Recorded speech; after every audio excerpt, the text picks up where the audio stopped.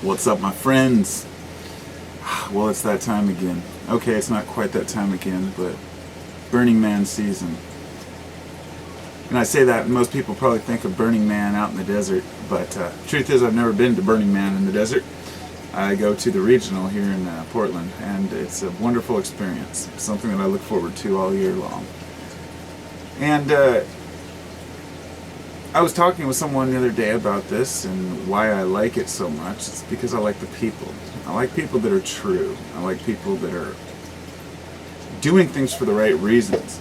And the people who go to Burning Man, you know, they spend all year preparing their awesome art installations, and they do it for the love, not for money, not for profit. There's no vendors. And sure, anywhere you go, there's assholes, people who ruin it for the masses, but generally speaking, a lot of these festivals in particular, especially some of the smaller, festivals, can be very, very attractive for a person who's looking for community or friendship among a world with a lot of douchebags. Which, when I first started this video, it's originally what I was going to talk about was how annoying it is to deal with stupid people, with ignorant people. And I don't mean stupid as in not educated on a particular subject. Knowledge is only as good as what you can do with it. But people who are just inconsiderate, who have poor values, folks who just aren't paying attention. And sometimes, for me it's driving. That's when I notice a lot of people just aren't paying attention. Let's say the lady who's driving half the speed limit and doing her makeup, or the kid who's driving twice the speed limit drunk, but this is the time when people's, you can really see people revealed through their driving habits. And I know I'm an intense person in life, and I know that, and I know I have my faults.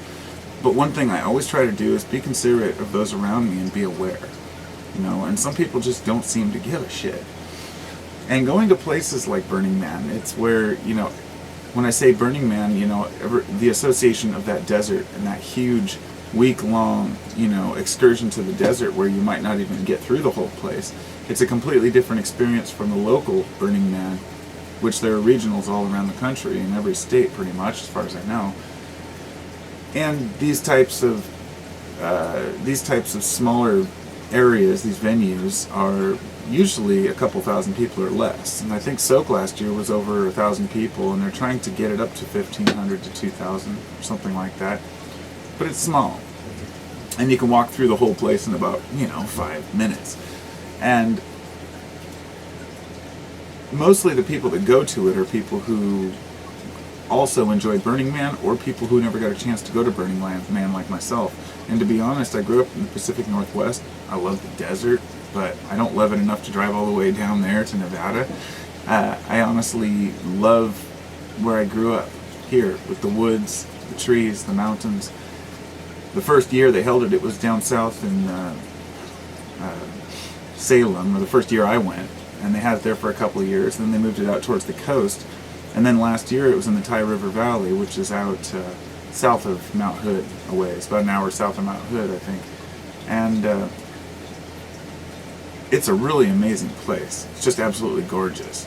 And after we left last year, we drove up, we met some guy, and we all drove up to this waterfall area he showed us and hung out all day. And the memories that you build with the people around you are the most important thing in life. And the types of people that you meet are people that you can make a bonding friendship with for life. For example, I met this kid one night. One night, my friends and all, this was about, 6 years ago or so, and we all took mushrooms one night, and we ran into this guy, and we all ate mushrooms together, and wandered around and did some amazing journey, around Soak. And when we got back, we spent the rest of the weekend hanging out and talking and whatnot, and ended up making a new friend. And although I haven't seen this guy for 5 years, I have a closer relationship to him. When I ran into him on, I think it was Facebook or something, and I was like, hey man, how's it going? And it was like we just talked yesterday. Because certain situational friendships, relationships with people are so much more important than how many friends you have. I cringe at Facebook, now that I've brought it up already. I got rid of Facebook because it just seemed so pretentious and fake. And I ditched it for about a year. And then somebody said that my friend was looking for me, that I hadn't talked to in a while, so I logged back in, and sure enough, my account was still there. It never goes away. So I talked to the person, and I was on there for a few weeks, and then I left Facebook again. And then I came back a year and a half later, which is now, and I've been on there for a couple months. And I'm using it to network and talk with people, but I really can't stand the kind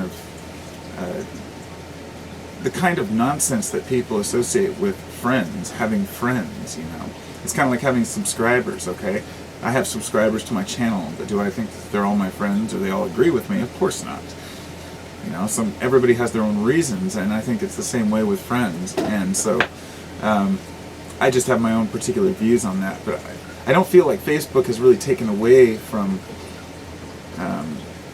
it's taken something away from friendship, if you want to call it that, because I feel like people don't feel obligated to communicate directly anymore, because they can send a Facebook poke or something once a year to somebody, happy birthday, because the computer told me it's their birthday.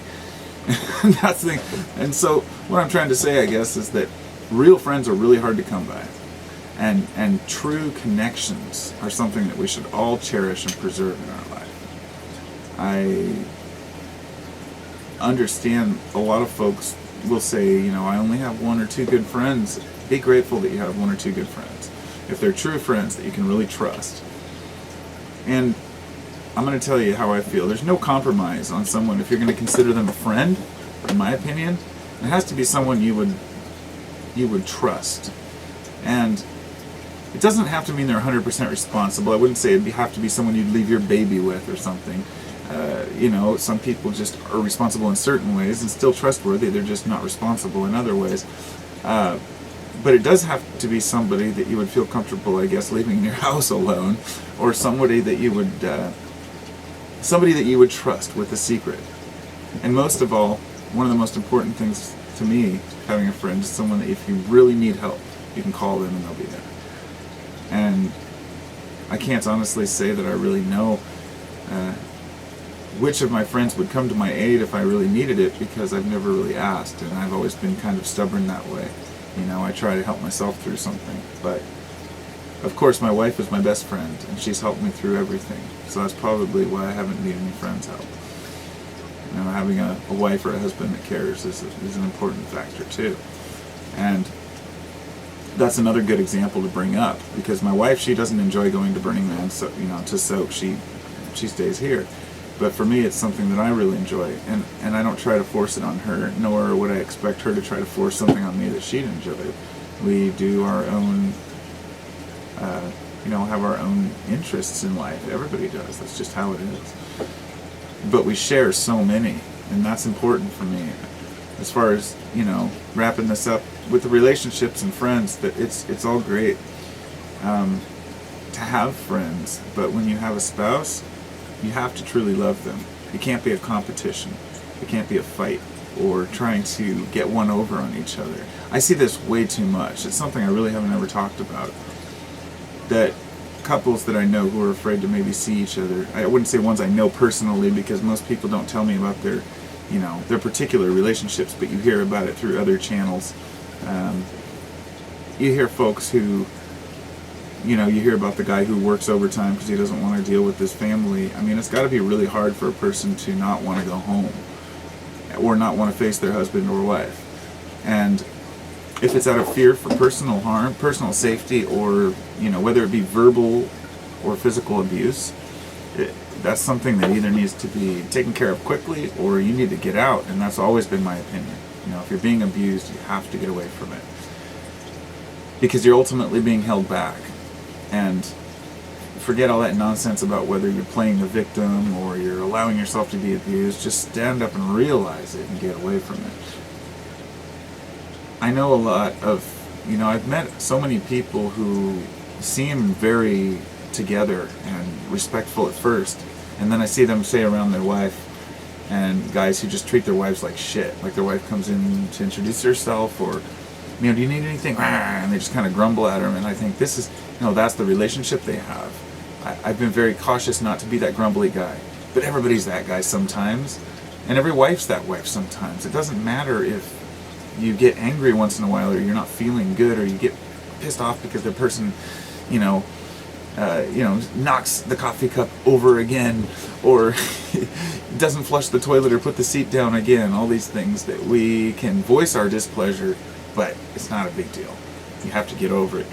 Some people let these resentments build up to be walls, and people declare war, and when they finally open up and unleash what they're really thinking, all these stupid sillinesses come out about how you do this and you do that, and you're like, but wait a minute, that's beside the point.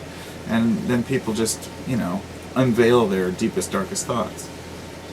So on that note, I think it's important for us to be honest with how we feel with everyone, all of our friends and family and loved ones, because holding back and resenting is something that goes nowhere. You're going to burst eventually. So if you have friends, cherish them.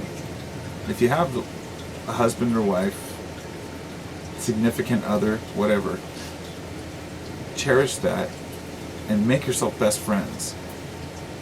And in my opinion, a couple like that it should be so obvious that you're best friends that you don't even think about it. It just becomes a way of life. But you never take it for granted. I really try not to, because being lonely can be a harsh proposition, and having family that loves you and that you can love is a wonderful thing. But if that's not accessible to you, then having a good friend you can talk to is really important. So I hope you all have friends, and I wish you all the best. Have a great day.